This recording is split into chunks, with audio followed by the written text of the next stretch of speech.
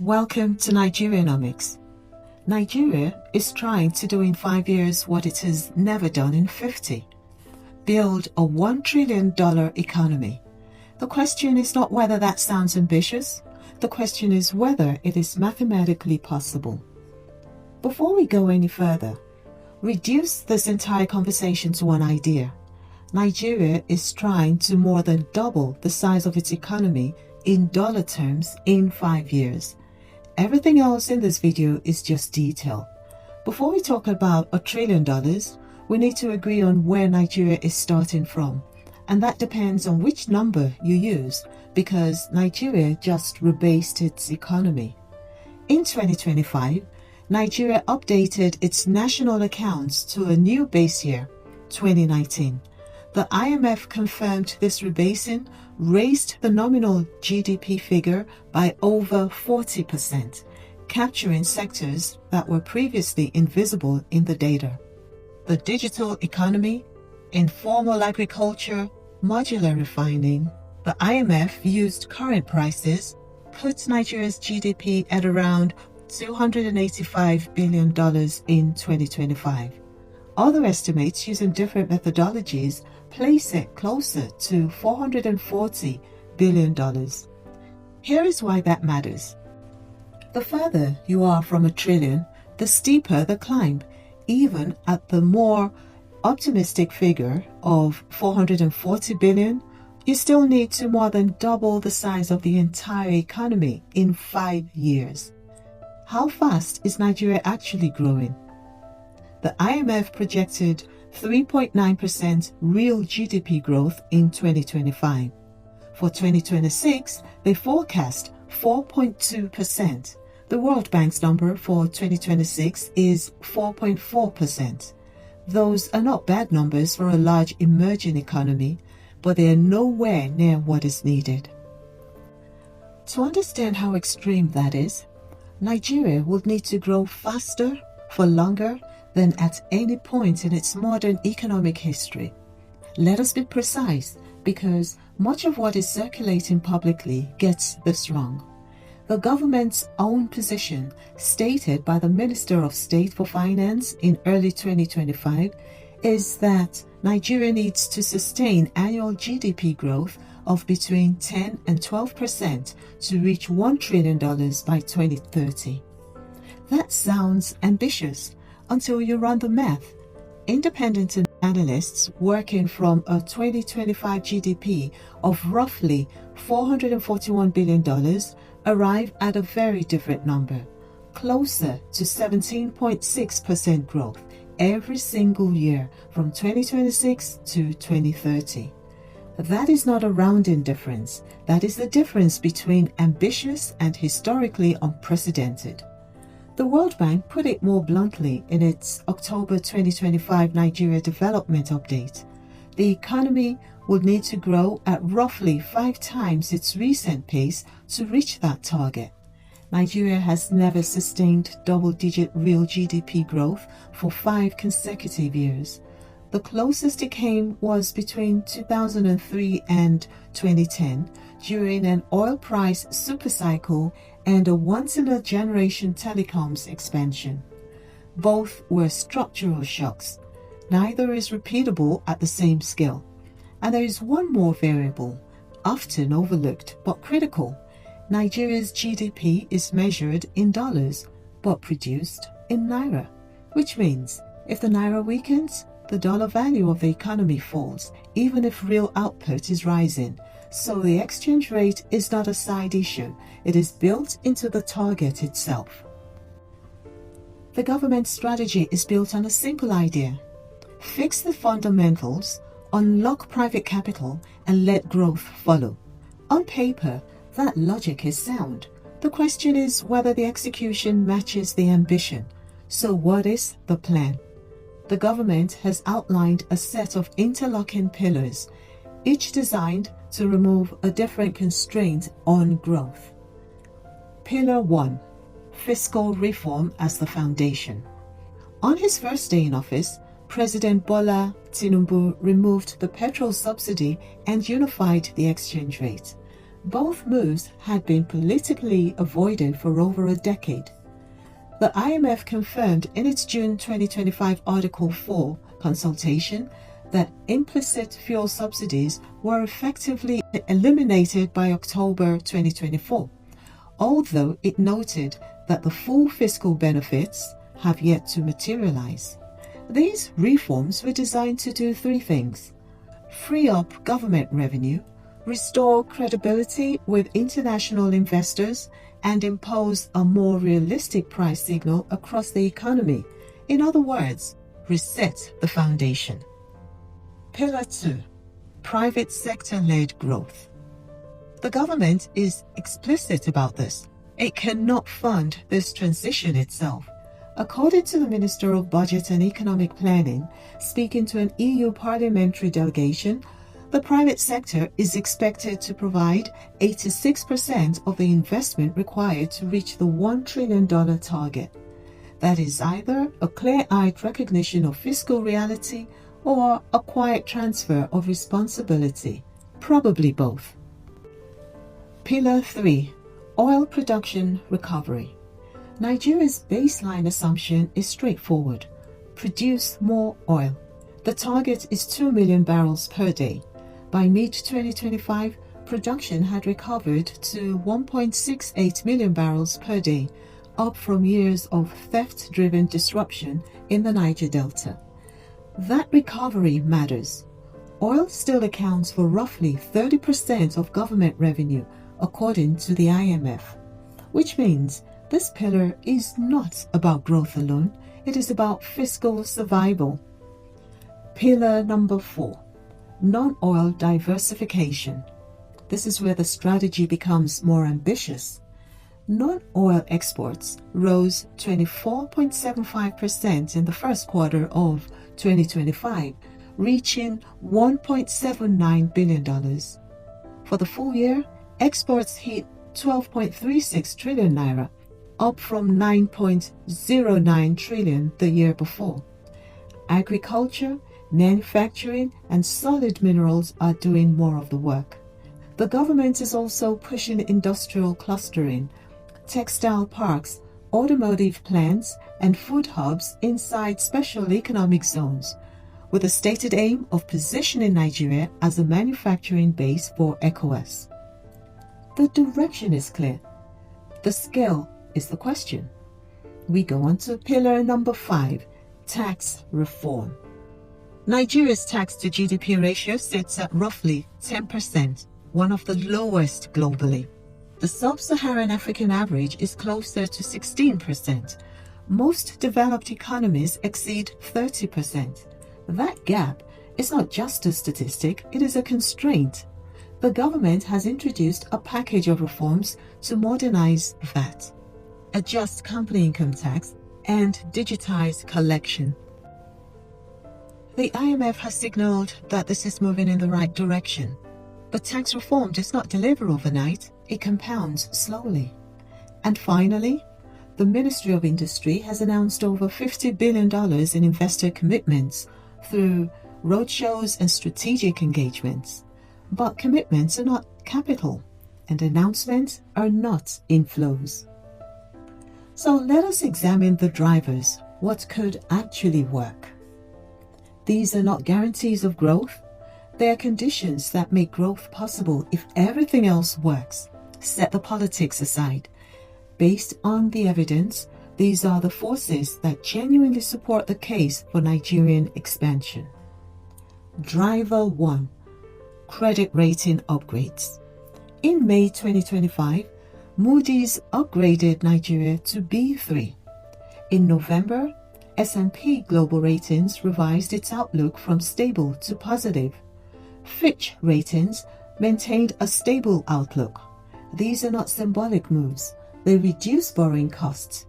They expand access to capital, and they reopen the door to institutional investors who are restricted from lower-rated markets.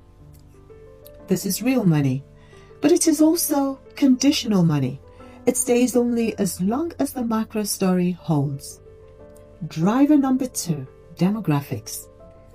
Nigeria is projected to exceed 400 million people by 2050. That makes it the largest consumer market in Africa by a wide margin. A growing working age population, combined with expanding mobile and digital penetration, creates the raw ingredients for sustained demand. But demographics are not destiny. A large population without productivity gains does not create growth. It amplifies pressure. Driver 3, rebasing. This is technical but critical. Nigeria's 2014 rebasing increased GDP from $270 billion to $510 billion overnight. No new factories, no new output, just better measurements. The current rebasing has already added over 40% to the nominal figure, which raises a real possibility. Parts of the economy may already be larger than the data suggests. That changes the arithmetic of the target, but it does not change the underlying reality. Measurement can accelerate perception. It cannot substitute for production. Driver number 4, tech and the digital economy. Nigeria's fintech ecosystem is the largest in Africa.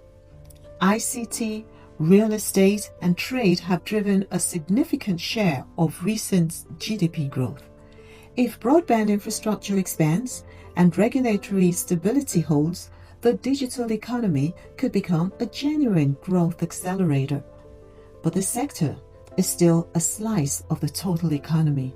It can lead to growth. It cannot carry it alone. Driver number 5, Dangote Refinery and domestic refining. The Dangote Refinery is one of the most tangible structural shifts in Nigeria's economy in decades. At full capacity, it eliminates the country's dependence on imported refined fuel. That does two things. It preserves foreign exchange that was previously lost to imports, and it creates a multiplier effect across the transport, manufacturing, and downstream industries. This is real. It is measurable. And it is one of the few changes that directly strengthens the foundation of the economy. Let us examine the headwinds. What could actually stop it? The harder conversation. These are not risks that can be managed with a press release. They're structural constraints, the kind that have resisted solution for decades, and this is where the entire plan runs into reality. Headwind 1, the power crisis. Tony Elumelu has said it directly. Electricity is the single most critical factor in fixing the Nigerian economy. The World Bank's 2025 report ranks Nigeria among the worst performing countries globally on power reliability. The national grid collapsed a number of times in 2024 and again multiple times in 2025. Over 80% of businesses operate with unreliable electricity, which means this: manufacturers are not competing on productivity, they are competing on who can afford diesel. That is not a cost of doing business. It is a structural tax on every business in the country. No country has industrialized in modern history without solving electricity first. Not one. You cannot scale manufacturing without it. You cannot attract long-term capital without it. Everything else in this plan runs through this bottleneck. Headwind 2. The growth gap is not cyclical. Nigeria is growing at roughly 4%. The target requires between 10 and 17%. That is not a gap. That is a different economic reality, and it is not temporary. It reflects structural constraints, infrastructure deficits, security challenges, a skills gap, and a private sector operating without reliable inputs. Reforms take time. 2030 does not. Headwind number 3. Inflation. The IMF projects inflation at around 23% in 2025, easing only slightly in 2026. That means, in real terms, most Nigerians have been getting poorer. For several years, inflation erodes purchasing power. It suppresses demand and it raises the cost of capital for businesses trying to invest. An economy under that kind of pressure does not accelerate, it stabilizes at best. Headwind number 4, the exchange rate risk. This is the most underappreciated risk in the entire conversation. Nigeria's target is measured in dollars, but the economy runs in naira, which means if the naira weakens, the dollar value of the economy shrinks, even if real output is growing. Sustained depreciation does not just slow progress, it moves the finished line further away, potentially pushing the required growth rate beyond what is already historically unprecedented. Headwind number 5. Debt service is crowding out investment. Nigeria's debt service to revenue ratio has improved from around 97% to below 70%. That improvement is real, but 70% is still nearly 3 times the threshold the World Bank considers sustainable, which means most government revenue is still going to service yesterday's debt, not build tomorrow's economy. You cannot scale infrastructure. You cannot invest in human capital if your fiscal space is already consumed. Headwind number 6. FDI versus portfolio flows. Capital is coming into Nigeria, but not the kind that builds economies. Portfolio investment has been rising, but that is short-term capital. It flows in when sentiment is strong and exits the moment it turns. What Nigeria needs is foreign direct investment, factories, plants, long-term commitments. That requires predictability. It requires infrastructure. It requires trust. And according to the Nigerian Economic Summit Group, that kind of capital is still weak. So, is the $1 trillion target achievable by 2030? On the current trajectory, the honest answer is no, not by 2030. The reforms are real. The subsidy removal was necessary and overdue. The forex unification was long delayed. Credit rating upgrades signal a recovery in institutional credibility. Non-oil export growth is encouraging, and the Dangote Refinery is a genuine structural shift. These things matter, but the mathematics are unforgiving. Nigeria has never sustained double-digit real GDP growth for 5 consecutive years. The power crisis remains unresolved. Inflation is still running above 20%. Foreign direct investment is weak, and security challenges persist across multiple regions. On this trajectory, the target does not close, but the target itself is not meaningless. What it does, and this matters, is force clarity. It forces policymakers, analysts, and citizens to ask a harder question. What would it actually take? And that question is more valuable than the headline, because the real test is not whether Nigeria reaches $1 trillion by 2030. It is whether the reforms underway are building the foundation for a fundamentally different economy in the decade that follows. On that question, the answer is uncertain, but not impossible. And the direction of travel matters more than the date on the calendar. Nigeria may not hit $1 trillion by 2030, but the real risk is not missing the target, it is mistaking the target for the strategy. I am Adiola Komolafe-Eluem for Nigerianomics. If you want analysis that goes beyond the headlines, subscribe, like, and share. I'll see you in the next episode. Thank you for watching.